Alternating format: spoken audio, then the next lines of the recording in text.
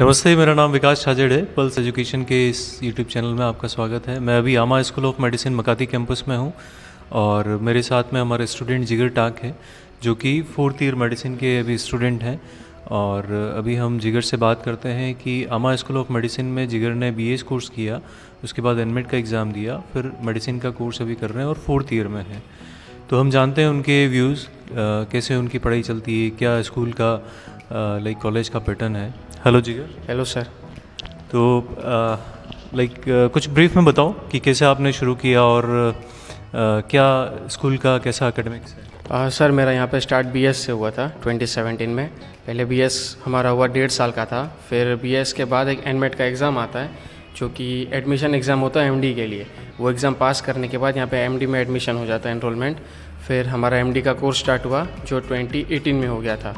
और फिर 4 साल का MD होता है, first year, second year, third year और लास्ट ईयर क्लर्कशिप हो जाता है। सो यही रहता है पैटर्न। और पढ़ाई ठीक है सर, काफ़ी अच्छी है, कोई दिक्कत नहीं आती है बच्चों को, सारे कोप अप कर सकते हैं।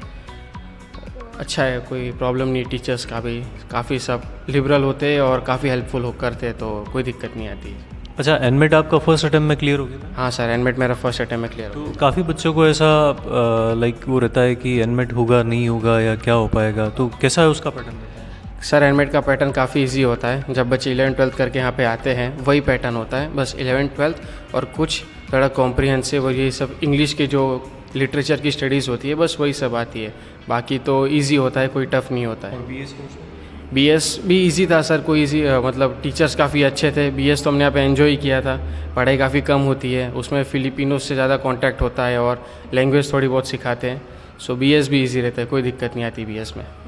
और कैसा BS में और मेडिसिन में कैसा कितने परसेंटेज चाहिए, क्या ग्रेडिंग सिस्टम है, कैसे मॉड्यूल्स होते हैं, कितने एग्ज़ाम्स होते हैं एक साथ? यहाँ पे मॉड्यूल वाइज सिस्टम चलता है पढ़ाई का। जैसे आपको पूरा टॉपिक आएगा, जैसे कि अगर अपन एनाटॉमी पढ़ रहे हैं तो एनाटॉमी में पहले वो अगर उन्होंने CVS लिया है, कार्डियोवैस्कुलर सिस्टम, तो फिर उसी का एनाटॉमी आएगा, उसी का फिजियोलॉजी, उसी का बायोकेम, उसी का फार्मा, ऐसे वो मॉड्यूल वाइज सिखाते हैं। तो एक एक टॉपिक अच्छे से कवर होता है। और जैसे पैटर्न में एक साल में 2 सेमेस्टर हो गए। हाँ। एक सेमेस्टर में कितने एग्ज़ाम्स होते हैं? सर वो मॉड्यूल पे डिपेंड करता है। जैसे कुछ मॉड्यूल 1.5 महीने का होता है तो उसमें 4 से 5 एग्ज़ाम आती है। कुछ मॉड्यूल होते हैं जो सिर्फ 2 हफ्ते के होते हैं, तो वो एक ही एग्ज़ाम में ख़त्म हो जाते हैं। तो वो मॉड्यूल पे डिपेंड करता है। तो BS और MD का सेम पैटर्न ऐसे ही रहता है? नहीं सर, BS में इतना टफ होता ही नहीं। यहाँ पे BS काफ़ी ईजी तरीके से होता है। BS में तो काफ़ी कम पढ़ाई होती है और MD में काफ़ी लोड आ जाता है, क्योंकि MD में पढ़ाई भी ज़्यादा बढ़ जाती है, तो सब्जेक्ट्स भी बढ़ जाते हैं, तो इसलिए MD थोड़ा टफ हो जाता है पढ़ाई के उससे।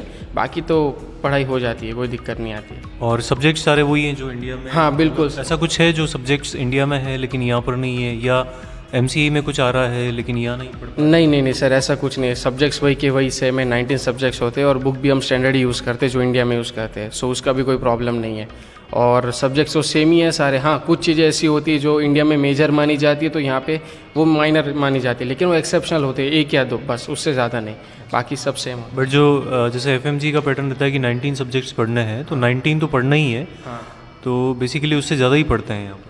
हाँ सर, वही होता है कि मतलब यहाँ पे टॉपिक वाइज पढ़ाते हैं तो वो एक एक जो टॉपिक होता है वो काफ़ी डीप से कवर हो जाता है। सो FMG में भी काफ़ी ईजी हो जाता है वो। अच्छा, इसमें कोई स्टूडेंट जैसे किसी सब्जेक्ट में फेल हो गया या किसी का मार्क्स कम आए, स्कोर नहीं कर पाया, क्या उसका सिस्टम? तो उसके लिए रिमूवल की एग्ज़ाम होती है। जैसे अगर वो CVS का जैसे मॉड्यूल है एग्जाम्पल, अगर वो उसमें फेल हो रहा है तो फेल होने के बाद उसका रिमूवल एग्ज़ाम आता है। रिमूवल मतलब एक पास होने का चांस मिलता है, वही एग्ज़ाम। फिर उसमें ना हो पाए तो और एक चांस दिया जाता है, फिर उसमें भी ना हो पाए तो वो पूरा सेमेस्टर ख़त्म होने के बाद समर नाम से क्लास चलती है, हफ्ते की होती है, उसमें वो सिखाते भी है फिर से और उसी की एग्ज़ाम होती है और फिर पास हो जाते हैं काफ़ी। समर के आगे कोई जाता ही नहीं है मोस्टली। तो मतलब इन 6 सालों में, 5 सालों में तुम्हारे साथ कभी ऐसा हुआ है कि तुम किसी सब्जेक्ट में फेल हो गए या ईयर रिपीट हो गया तुम्हारा या सेमेस्टर रिपीट करना? नहीं सर, ऐसा तो नहीं आया था। बस सही से पढ़ रहे थे और सही से निकल रहे थे, कोई दिक्कत नहीं। मतलब जो पढ़ेगा वो पास होगा? हाँ ऑब्वियसली, उसमें कोई दो राय नहीं। अगर आप पढ़ रहे हो तो आप आसानी से पास हो जाओगे, कोई दिक्कत नहीं है। और ओवरऑल कैसा सेटिस्फेक्शन है तुम्हारा मेडिसिन को लेकर? BS और एनमेट नहीं, केवल मेडिसिन को लेकर कि कितना सेटिस्फाइड?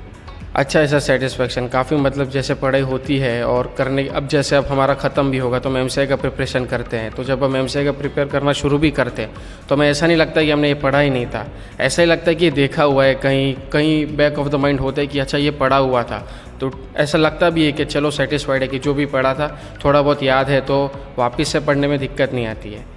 और एक मेजर एडवांटेज यहाँ का ये भी है कि लैंग्वेज का इशू नहीं है। हाँ, मतलब इंग्लिश यहाँ पे सभी को आती है, सब टीचर्स हो या बाहर भी आप कहीं घूमने जाओ, इंग्लिश काफ़ी लोग सब समझ ही जाते हैं, शायद बोल ना पाए लेकिन वो कैसे भी करके आपको समझा देंगे कि वो भी क्या कहना चाहते हैं, तो मतलब उतनी इंग्लिश सभी को आती है। ठीक है, तो एकेडमिक पॉइंट ऑफ व्यू से सब कुछ हमारा क्लियर है, लेकिन यहाँ पे रहने और खाने के लिए क्या?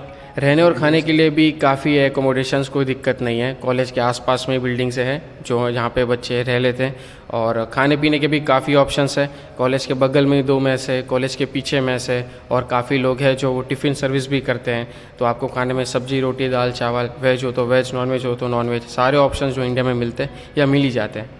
और इसमें लाइक कितना एक्सपेंसेस आता है तुम्हारा रहने और खाने का मंथली अगर बात करें? मंथली अगर सर INR में बात करें तो 15 to 20,000 के बीच पड़ता है। इसमें रहना खाना पॉकेट मनी वगैरह सब कुछ? सब कुछ इसमें आ जाता है, और ये काफ़ी सस्ता भी हो जाता है अगर आप वैसी बिल्डिंग्स में रह रहे हो तो, जैसे कि कुछ बिल्डिंग्स है जो काफ़ी सस्ती भी है, तो मतलब फर्निश्ड है, सेमी फर्निश्ड है, जैसा इंडिया में कॉन्सेप्ट है सेम? हाँ सेम वैसा, ये अपने पे ऑप्शन होता है, अभी चाहो तो महंगे में भी रह सकते हो और सस्ते में भी, तो उसमें कोई दिक्कत नहीं है। ये 15 to 20 यही रेंज में हो जाता है सबका मंथली।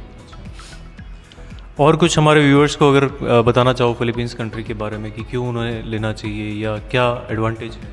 एडवांटेज यही है कि एक तो लैंग्वेज बैरियर नहीं है और खाने पीने की प्रॉब्लम नहीं आती, पढ़ाई तो सब जगह हो जाएगी लेकिन मेन खाने पीने का ही होता है, तो यहाँ पे वो दिक्कत उतनी तो नहीं है, तो वही एडवांटेज है कि फिलीपींस आ सकते हैं और पढ़िए बस, बाकी तो ओवरऑल सारा इन्वायरमेंट वगैरह सब कुछ इंडिया जैसा है? हाँ सर, बाकी सब टेम्परेचर कह लो या सब बाकी सब इंडिया जैसा है, कुछ मतलब आपको अलग सा लगेगा नहीं कि आप कहाँ आ गए हो।